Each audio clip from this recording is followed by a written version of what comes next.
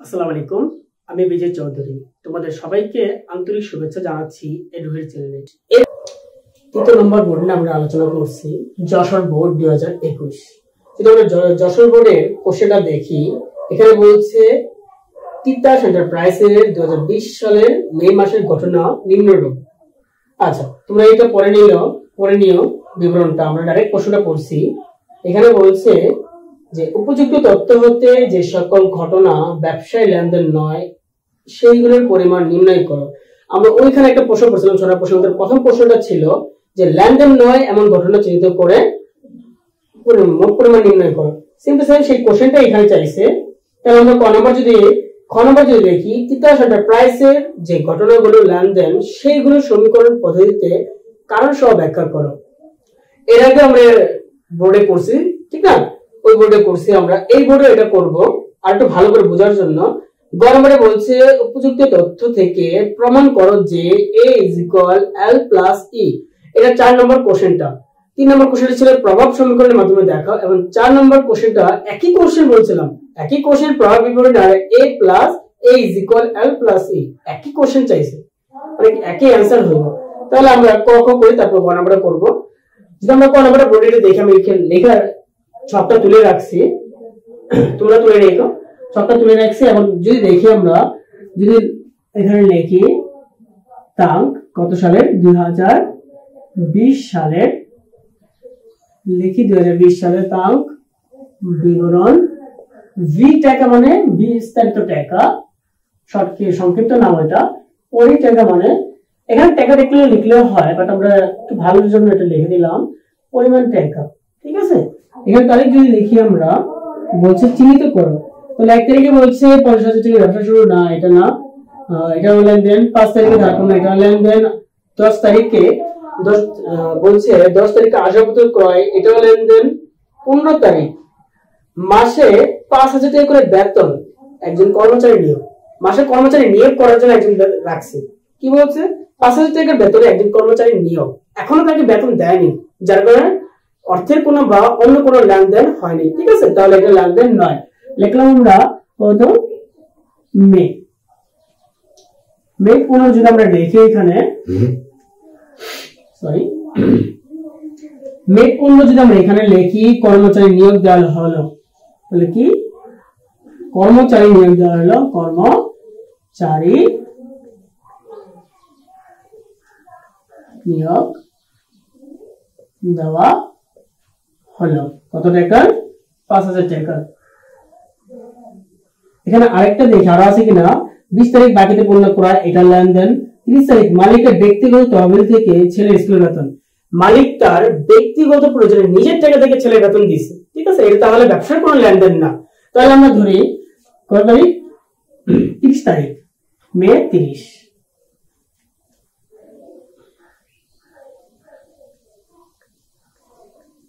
ব্যক্তিগত তহবিল থেকে ছেলে স্কুল বেতন প্রদান, বেতন প্রদান। কত টাকা? 6,000 টাকা। যদি আমরা এই করি, ক্লোজ দিয়ে দেখি, এখানে ক্লোজ চিহ্ন দিয়ে লিখলাম হয় 11,000, টুই করে দিয়ে তোমরা 11,000 টাকা, ঠিক আছে? কত? 11,000 টাকা। আচ্ছা, আমাদের যে ব্যবসায়িক লেনদেন নয় এমন ঘটনা পরিমাণ হলো 11,000 টাকা। দুটো আসছে 15 তারিখে একটা, 30 তারিখে একটা। কর্মচারী নিয়োগ দিয়েছিল আর নিজে ব্যক্তিগত প্রয়োজনে এই করেছিল, কর্মচারীকে টাকা দেবে আর নিজে টাকা থেকে গেছে।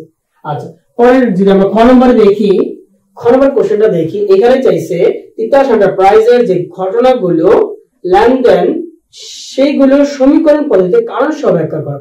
আচ্ছা, খ নম্বর আমরা যদি দেখি, ঘটনাগুলো লেনদেন কিনা সমীকরণ পদ্ধতিতে কারণ সহ ব্যাখ্যা, ঠিক আছে? খ নম্বর প্রথম প্রশ্নটা বলছি, তাহলে আমরা লিখি তাঙ্ক লেনদেন কিনা, ভালো করে লিখি একটু, লেনদেন কিনা। তারপর যদি লিখি ব্যাখ্যা এটা লিখলে হয়, কারণ সরেখা না লিখলে a is equal l plus e লিখলে হয়। তাহলে লিখি আমরা কারণ সহ ব্যাখ্যা a is equal l plus e। ঠিক আছে, যদি আমরা এখানে দেখি কত তারিখ 2020, এখানে প্রথম তারিখ যদি আমরা দেখি মে 1 তারিখ, মে 1 লেনদেন কিনা, যদি মে 1 তারিখ আমরা দেখি নগদ 50,000 টাকা নিয়ে ব্যবসা শুরু করলো, তাহলে এটা লেনদেন, এটা লেনদেন। আচ্ছা, কেন লেনদেন? কারণ এখানেই বলছে নগদ অর্থ নিয়ে ব্যবসা শুরু করলো, তাহলে নগদ টাকা নিয়ে, তাহলে এখানে আমরা ছোট করে সুন্দর করে লিখি বিবরণটা, কারণটা নগদ টাকা নিয়ে ব্যবসা শুরু করায়, এই বৃদ্ধি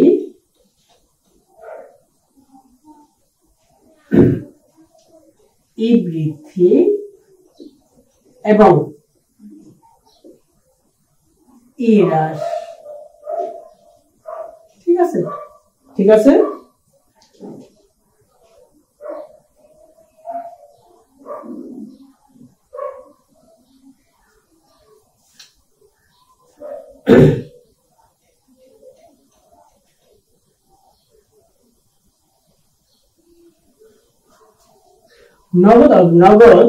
নগদ টাকা নিয়ে ব্যবসা শুরু করা হয় এই বৃদ্ধি এবং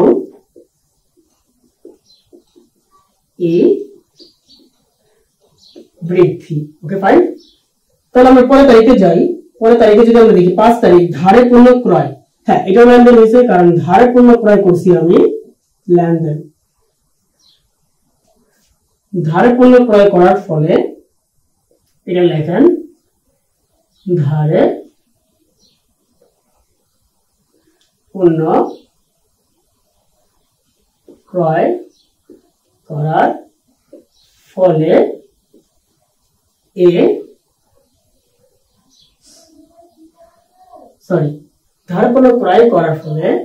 ধারে পণ্য ক্রয় করার ফলে এল বৃদ্ধি, কারণ পাওনাদার বাড়ছে, এবং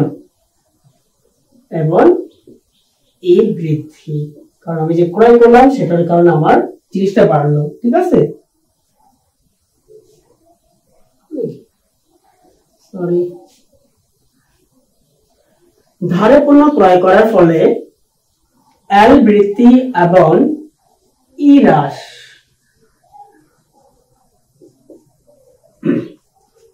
ওকে, পরে যদি আমরা কোশ্চেনটা তুলি, 10 নম্বরটা দেখি। আসবাবপত্র ক্রয়, অবশ্যই লেনদেন। এখানে লিখবো আসবাবপত্র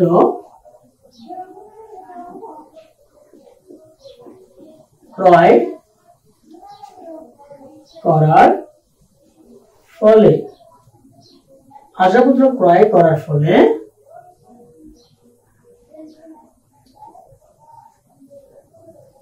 এ বৃদ্ধি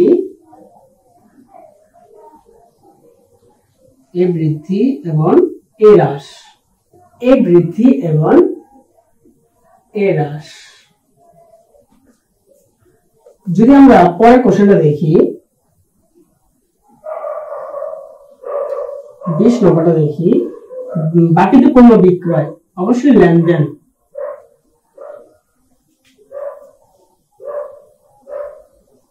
এখানে ডাইরেক্ট লিখবো বাকিতে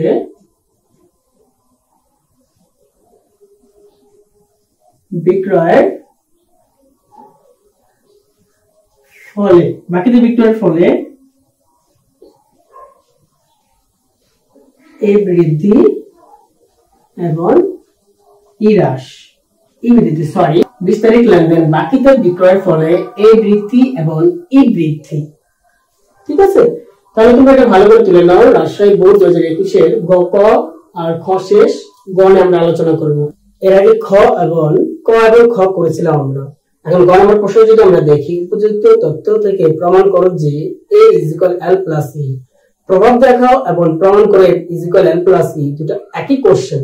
ঠিক আছে, যেহেতু একই কোশ্চেন সব একই থাকবে, নাম ভিন্ন। ওকে ফাইন, তাহলে আমরা শুরু করি। দেখো বোর্ডে লিখছি গ number A is equal L plus E প্রমাণ রূপ। তাহলে যদি আমরা দেখি প্রথম হচ্ছে তাঙ্ক, তারপরে উদ্ধৃতির ঘর, যেটা অঙ্ক করার সময় বুঝবে তোমরা। তারপরে সম্পদ ইজ ইকুয়াল এল প্লাস ই, মানে কি সম্পদ এ ইজ ইকুয়াল সম্পদ ইজ ইকুয়াল এল প্লাস ই দায় মালিকানা সত্য। সম্পদের ঘর তিনটা এবং দায়ের ঘর একটা, মালিকানা সত্য ঘর একটা। কারণ যদি আমরা প্রশ্নটা দেখি, কারণ আমরা সম্পদের ঘরে তিনটা জিনিস পেয়েছি এবং এল প্লাস ই মানে কি দায় মালিকানা সত্ত্বের দুটো ঘরে মালিকানা সত্ত্ব সরাসরি থাকে, তো দায় ঘর আমরা একটা পেয়েছি। ঠিক আছে, তাহলে আমরা শুরু করি। মেয়ের 1 তারিখে 50,000 টাকা নিয়ে ব্যবসা শুরু করা হলো, হ্যাঁ 2020। তাহলে আমরা দেখি 50,000 টাকা নিয়ে ব্যবসা শুরু করা হলো। যদি বলে যে 50,000 টাকা নিয়ে ব্যবসা শুরু করা হলো, তাহলে এটা জাবেদা হবে নগদ হিসাব ডেবিট এবং মালিকানা সত্ত্ব হিসাব ক্রেডিট। তাহলে নগদে গেছে 50,000 টাকা, আরেকটা যাবে হলো মূলধন। মালিকানা সত্ত্ব মানে কি জাবেদা হবে নগদ হিসাব ডেবিট, মূলধন হিসাব ক্রেডিট। ঠিক আছে, তাহলে এখানে মূলধনে 50,000 টাকা। ওকে, তারপরে যদি আমরা কোশ্চেনটা দেখি, যদি আমরা 1 তারিখটা পড়ি তাহলে বুঝতে পারবো যে জাবেদা কি। নগদ 50,000 টাকা নিয়ে ব্যবসা শুরু করা হলো, নগদ 50,000 টাকা নিয়ে ব্যবসা শুরু করা হলো, এটা জাবেদা হবে নগদ হিসাব ডেবিট, মূলধন হিসাব ক্রেডিট। তাহলে নগদে ঘরে যাবে 50,000 টাকা, মূলধনে ঘরে যাবে 50,000 টাকা। পরেরটা যদি আমরা দেখতে পাই 5 তারিখ ধারে পণ্য ক্রয় জাবেদা কি বলো। আচ্ছা, ওটা করার আগে আমাদের করতে হইব মেয়ের কত তারিখ 5 তারিখ। 5 তারিখ আগে উদ্বৃত্তটা তুলে নেই। এখানে উদ্বৃত্ত মানে কি এই যে টাকাটা, এই টাকা এটা এখানে তুলে নিলাম আমরা, মানে এটা আমার পকেটে রয়ে গেল এখনো। তাহলে এইটার উদ্বৃত্ত 50,000 টাকা। দুই মাসে অবশ্যই উদ্বৃত্ত বের করতে হবে। ঠিক আছে, যদি আমরা 5 তারিখের লেনদেনটা একবার করি তাহলে হবে ধারে পণ্য ক্রয় 20,000 টাকা। তাহলে যাবে হবে ক্রয় হিসাব ডেবিট, প্রতি হিসাব ক্রেডিট। তাহলে এটা যদি আমরা তুলি, প্রতি হিসাব 20,000 টাকা যদি আমরা লিখি, ঠিক আছে, লিখলাম 20,000 টাকা এবং ক্রয় হিসাব ডেবিট ছিল। এখানে কোথাও ক্রয় নাই, তার কারণে এখানে হইলো একদম মালিকানা তোমার মূলধন থেকে বাদ যাবে।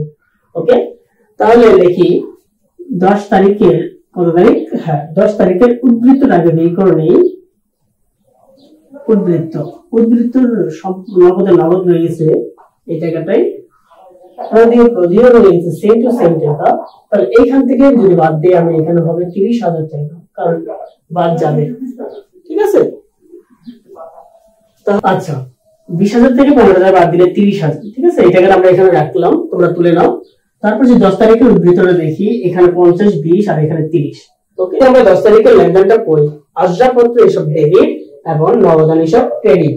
যেহেতু নগদান হিসাব ক্রেডিট, তাহলে এখান থেকে 30,000 টাকা বাদ যাবে এবং আসবাবপত্র হিসাব 30,000 টাকা। ঠিক আছে, যদি আমরা এখানে পরের তারিখটা আমরা বের করি, বলছে 20 তারিখ। যেহেতু 15 তারিখ যাবে না, তার জন্য ডাইরেক্ট 20 তারিখ আমরা চলে গেলাম। 20 তারিখের উদ্বৃত্তটা বের করি। 30 থাকে, 50 থেকে 30 বাদ, সরি উদ্বৃত্তটা লিখলাম। 50 থেকে 30 বাদ দিলে অবশ্যই 20,000 টাকা থাকে। এখানে কোনো বাদ যায়নি, যার কারণে 30 তুললাম। আর এখানেও কোনো বাদ যায়নি, যার কারণে 20-এর 20ই তুললাম এবং এখানেও সেম টু সেম ধরে রাখলাম। এখন 20 তারিখের লেনদেন যদি আমরা একটু পড়ে দেখি, বাকিতে পণ্য বিক্রয়ের কথা বলছে। তাহলে জাবেদা হয় নগদান হিসাব ডেবিট, বিক্রয় হিসাব ক্রেডিট। নগদান হিসাব ডেবিট কত টাকা, 25,000 টাকা। সরি, যদি আমরা 20 তারিখের লেনদেনটা পড়ি তাহলে দেখতে পাবো যে বাকিতে পণ্য বিক্রয়, যেটা জাবেদা হয় প্রাপ্য হিসাব ডেবিট, বিক্রয় হিসাব ক্রেডিট। প্রাপ্য হিসাবে তাহলে এখানে 20,000 টাকা আসার কথা।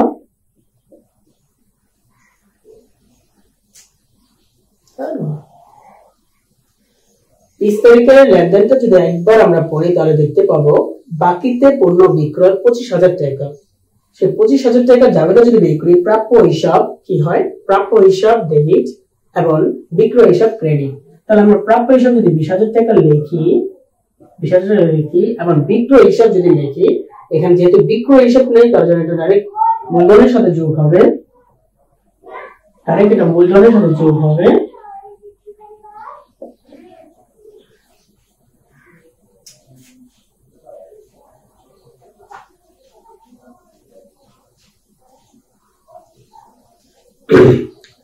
যদি 20 তারিখের লেনদেনটা আমরা একবার দেখি ভালো করে, বাকিতে পণ্য বিক্রয় 25,000 টাকা, এটা যাবেদা হয় প্রাপ্য হিসাব ডেবিট, বিক্রয় হিসাব ক্রেডিট। প্রাপ্য হিসাবের ঘরে আমরা 25,000 টাকা লিখলাম, এবং যেহেতু এখানে কোথাও বিক্রয় ঘর নেই তার কারণে এটা মূলধনের ভিতরে চলে যাবে।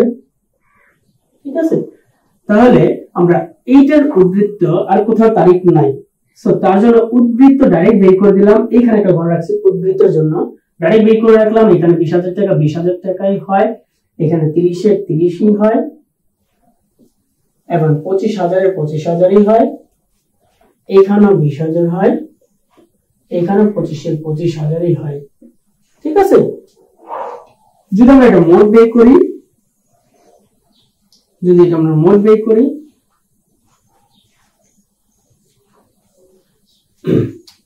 যদি এটা আমরা মোট বের করি তাহলে মোট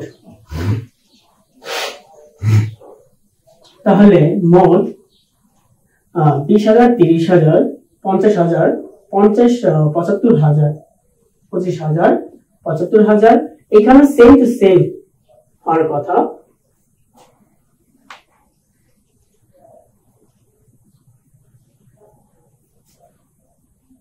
সরি, এখানে আমরা একটু ভুল লিখছিলাম, সো এখানে 20 আর 30 55,000 হওয়ার কথা, এটা যোগ দেওয়া হয়নি, তাহলে এখানে 55,000 আর 20,000 75,000। কিছু কিছু জিনিস ভুল হয়, তারপরে একটু দেখে নাও তোমরা। 30 আর 20 মিলে 55 হয়, তো 75,000 দুটো মিলছে, দুই সম্পদ এবং দায় মিলছে। তাহলে এই যেহেতু মিলছে তার জন্য এটা হয়েছে। যদি এটা না মিলে 75,000 না মিলে তাহলে তোমার অঙ্কটা একদমই হয়নি। ক্লিয়ার? তাহলে এই অঙ্কটা ভালো করে তুলে নাও, এবং এই ধরনের অঙ্ক থাকে, এই ধরনের প্রভাব দেখো, এই করো উদ্বৃত্তের ঘর এখান থেকে উদ্বৃত্তের পকেটে রেখে যায়, এই সেম টু সেম অঙ্ক সেম টু সেমই থাকে। সো পরে তোমরা তুলে নিছো, ঠিক আছে। তাহলে তোমাদের আজকে 3টে বোর্ড শেষ করলাম, ঢাকা বোর্ড, রাজশাহী বোর্ড এবং যশোর বোর্ড 2021। ঠিক আছে, এই 3টে বোর্ড তোমরা ভালো করে করো, পরে আরো 3টে বোর্ড নিয়ে আমরা আলোচনা করব। আশা করি তোমরা বুঝতে পেরেছো। প্রিয় এসএসসি শিক্ষার্থীরা, আজ এই পর্যন্তই। আজকের এই ক্লাসে যদি কোনো সমস্যা থাকে তাহলে আমাদের কমেন্টের মাধ্যমে জানাবে। আজকের ক্লাসটি যদি তোমাদের ভালো লাগে এবং কোনো উপকারে আসে তাহলে আমাদের অবশ্যই সাবস্ক্রাইব এবং লাইক শেয়ার কমেন্ট করে পাশে থাকবে। তাহলে দেখা হবে নেক্সট ক্লাসে। আমরা নেক্সট ক্লাসে আরো বোর্ড নিয়ে আলোচনা করব। আসসালামু আলাইকুম।